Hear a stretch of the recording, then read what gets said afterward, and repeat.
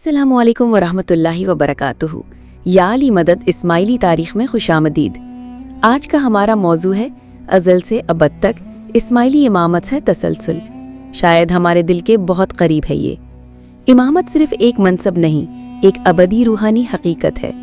امان ساگر، کیا آپ ہمیں یہ بتا سکتے ہیں کہ اسماعیلی امامی شیعہ امامت کا آغاز کہاں سے ہوتا ہے؟ کیا یہ محض حضرت امام اسماعیل بن جعفر علیہ السلام سے شروع ہوئی یا اس کی بنیاد اس سے کہیں پہلے رکھی گئی؟ وعلیکم السلام فاطمہ، یہ سوال بہت بنیادی ہے، مگر اس کا جواب زمان و مکان کی حدود سے بالاتر ہے۔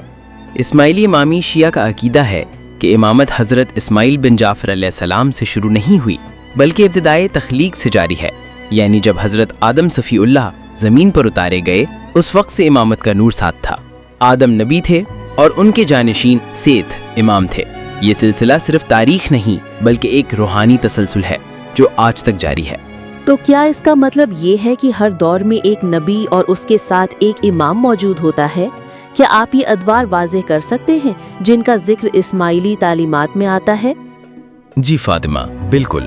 اسماعیلی تعلیمات کے مطابق 6 بنیادی ادوار ہیں جنہیں دور کہا جاتا ہے، اور ہر دور میں ایک رسول، اس کا وصی یا امام، اور پھر اس کے بعد 7 امام ہوتے ہیں۔ بس پہلا دور حضرت آدم علیہ السلام سے حضرت نوح علیہ السلام تک، مدت 2080 سال 4 ماہ 15 دن، امام سیتھ علیہ السلام۔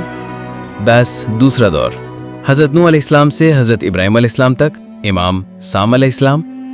بس تیسرا دور حضرت ابراہیم علیہ السلام سے حضرت موسیٰ علیہ السلام تک، امام اسماعیل علیہ السلام بن ابراہیم۔ بس چوتھا دور حضرت موسیٰ علیہ السلام سے حضرت عیسیٰ علیہ السلام تک، امام ہارون علیہ السلام اور بعد میں یوشع بن نون۔ بس پانچواں دور حضرت عیسیٰ علیہ السلام سے حضرت محمد مصطفیٰ صلی اللہ علیہ وآلہ وسلم تک، وصی شمعون علیہ السلام۔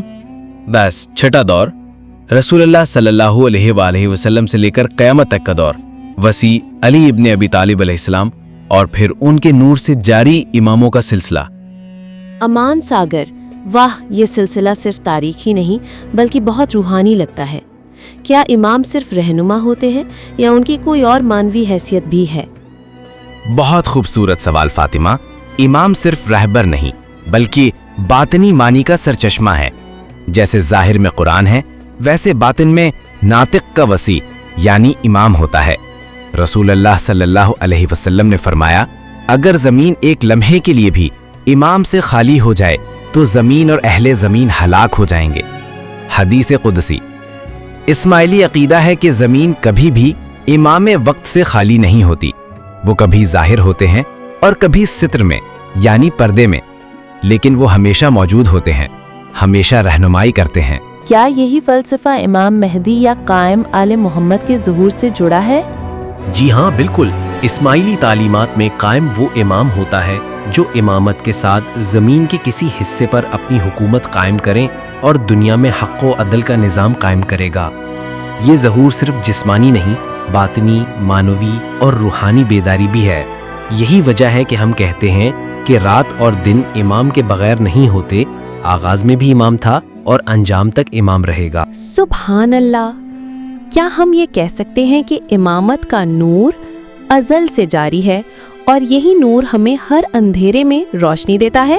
بالکل فاطمہ، یہی نور امامت ہے جو حضرت آدم علیہ السلام کے ساتھ اترا، حضرت نوح علیہ السلام کے ساتھ کشتی میں سوار ہوا، حضرت موسیٰ علیہ السلام کے ساتھ کوہ طور پر چمکا، حضرت عیسیٰ علیہ السلام کے ساتھ محبت میں بولا، اور حضرت محمد مصطفیٰ صلی اللہ علیہ وآلہ وسلم کے ساتھ قرآن بن کر نازل ہوا۔